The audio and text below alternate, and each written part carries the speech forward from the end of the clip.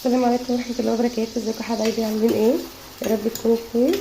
يلا بقى بصوا لايك الفيديو الصغير اللي هعمله لكم قمت احضر السحور فقلت اوريكم بقى انا هعمل ايه. البوتاجاز ما كنتش بيه عشان لسه كنت بغلي اللبن واللبن فور.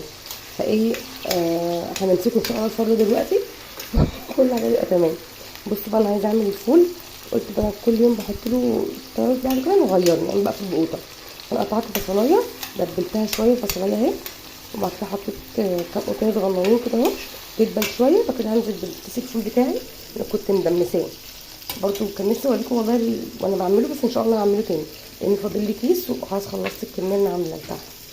فان شاء الله هعمل لكم فيديو بقى مدمس، مع ان اكيد ناس كتير عملته يعني، بس انا ان شاء الله هعمله لكم يعني. البصلايه بقى الطماطم تدبل كده خالص. وبصوا هنا انا بسلق بيضايه واحده بس.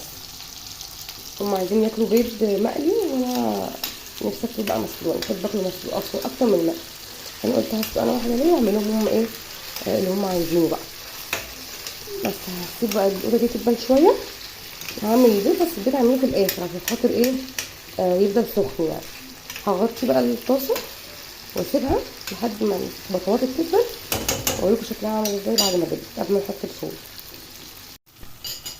كده بقى بعد ما دبلت شويه الطماطم،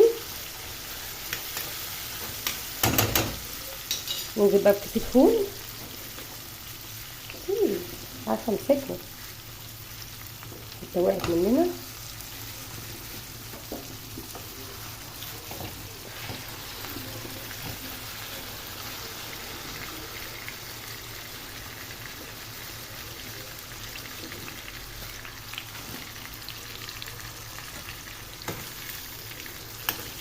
انا بقى هوطي النار عليه خالص عشان لسه في حاجه فيه بص مجمده، عشان ما اكسرش الحبات الفول خالص. فانا هوطي عليه تاني واسيبها لحد ما يدبل شويه. هو هيفك على طول اهو. هنحضر بقى البيض بتاعنا على عين تانية يكون هو استوى. هنقله عشان بس اعمل العين دي، وانا هنقله في حته تانية واسيبه اول بس ما هيفك، عشان انا بحط التوابل. كنت احط التوابل مع الطماطم والبصل بس نسيت بقى. انا هنقله على العين التانية دي دلوقتي واشتغل في البيض، وعلى ما يفك اقوم حاطه التوابل بتاعته. جبنا بقى هنا العين بتاعتنا المتبهدله دي. حطيت بقى شويه زيت على معلقه سمنه، وحطيت حته بروبيف زي ما انتم شايفين كده اهو. وهننزل بقى بالبيضتين بتوعنا، حطيت عليهم شويه ملح وشويه فلفل عشان خاطر اعرف امسك التليفون. معرفش اصلا دي عملت كده امسك كده ما جبتش الستاند بس بكسل. المفروض بقى هفضل اهرس البروبيف كده عشان يتهرس ويدوب كده مع البيض. كمان الطاسه دي عندها اعاقه ذهنيه وبتفضل تميل وتقع، بس ان شاء الله مش هتقع. اللي انا افتت ده انا مش عارفه امتلك وخايفه الطاسه تتدلق. هزعل قوي الصراحه، ولو وقعت على اللبن اللي واقع ده انا هلمها وهكملها عادي. ما هو لبن وبيض عادي هنحطهم على بعض في اي حاجه. بهزر يا جماعه، مش هعمل كده. ان شاء الله مش هيقع ولا يحصل له حاجه. يعني مجرد بس ما النار بتسخن كده وبيسخن البروبيب بيسيح زي ما انتم شايفين كده اهو.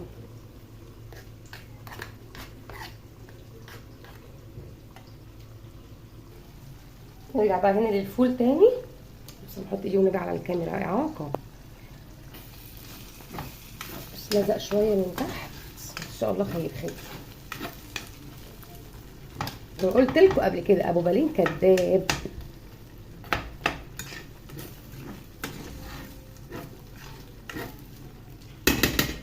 نحط له بقى شويه ملح، نحط له ملح وكمون بس.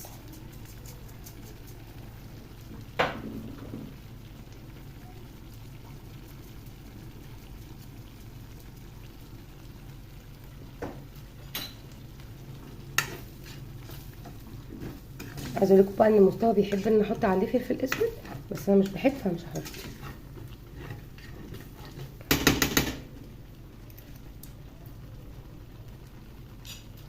الله تسلم ايديا. حبه ملح كمان، حبه بتاع ده كمان، نجيب تقليبه كمان. طعمه حلو جدا، غير ان انت اصلا مدمساه في البيت فحكايه يعني. كده الفول خلاص اصبح جاهز معانا.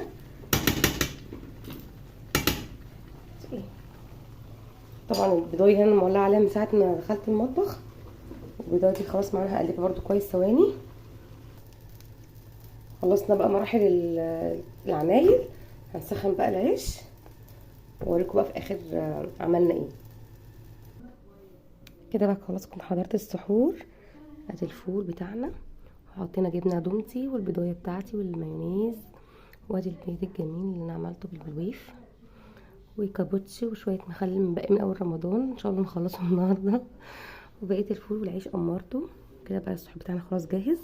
بصوا لايك للسحور الجميل دوت، حاجه بسيطه خالص، ربنا يسعدنا ان شاء الله. كل سنه وانتم طيبين. يلا بقى لايك واشتركوا في القناه بس ما اشتركتوش، وفعلوا الجرس عشان ان شاء الله يوصل لكم كل جديد.